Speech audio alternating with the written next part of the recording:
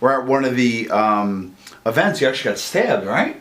In marching in Bensonhurst on one Saturday, we would always get out, we drive in, bring buses and cars, drive in, the people was throwing stuff at us. I think the most amazing part is you found parking. Yeah, well, we parked where the kids play during the week. And they'd get around us and march us out and try to block the watermelons and the bricks and make sure nobody ran out of the crowd. Wow. We were coming out, and this guy ran and like hit me in the chest, like right here. And I said to myself, this guy punched me. And I looked down, a knife was sticking out my chest. Wow. And when I saw the knife, I instinctively pulled it out. When the air hit the wound, I went down. And then when I went down, they started screaming. You had 200 cops out there, no ambulance. Wow. So they threw me in somebody's car and drove me to Coney Island Hospital. And, you know, it punctured me a little, but I was all right. But you go through surgery. No.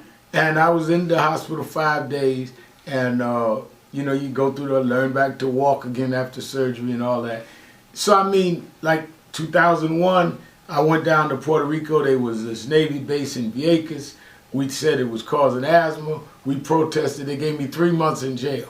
Wow. So when people talk about opportunism, how much can they pay you to get stabbed and don't know if you're going to make it? How much can they pay you to do 90 days in jail and you're not even from the place? So, but that's the thing they did. What a lot of people don't realize, the first indictment, Martin Luther King, and none of us is at that level, they indicted him saying he stole the money from his organization, the Montgomery Improvement Association. Because the first thing they try to do is make people distrust you like you in it for something. Correct. And if they can smear you, then you won't listen to the message. And you just got to accept that going in. Attack the character. Now, Character assassination. Exactly. So okay. So now, following the progression, so you survived the '80s. You became legendary. We talked about this one last time we met. There's probably 5 people in New York that are truly legends. Some of those names are Al Sharpton, but also Donald Trump. So talk to us about your previous interactions in the '80s with Trump, and walk us through with your interactions with him. Trump was a builder with his father. Yeah. And he had been sued for housing discrimination. Shocker. So we did not like Trump. We were, you know, Trump was 2 communities away from Howard Beach and was being sued. Well, I march Howard Beach, he's dealing with discrimination. But he wanted to get in to bringing boxing to Atlantic City, where he was building casinos.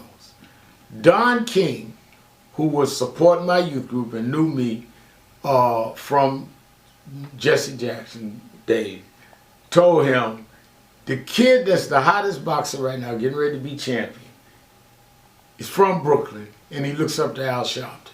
And if Al Sharpton badmouthed you, it's going to be harder for me to get him to go down Atlantic City and fight. He says, so I need to get you and Sharpton together. Don King calls me and says, I want you to go with me to Atlantic City, down Trump. Down. I said, man, I want to do that. Come on, Rab, blah, blah, blah, I look out for you. So we agree, and I meet them at the heliport in this big black helicopter with Trump on the side. And Donald Trump, Don King, and I fly to Atlantic City, 45-minute flight. Wow. And it's surreal. I've never been in a place before where 2 men are talking incessantly over and over about themselves and never stop to hear what the other one's saying. I'm like looking from one to the other. And I say, is this helicopter ever gonna land?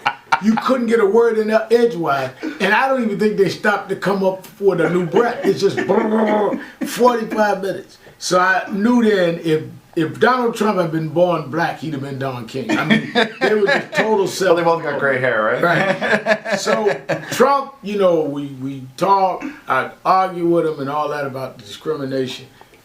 Tyson fought there. I'm on front row every fight because So Tyson was the guy. You didn't mention the fighter. Tyson was the fighter. Wow. Mike Tyson was the guy from Wow. Tyson fought Larry Holmes there. He fought Spinks there.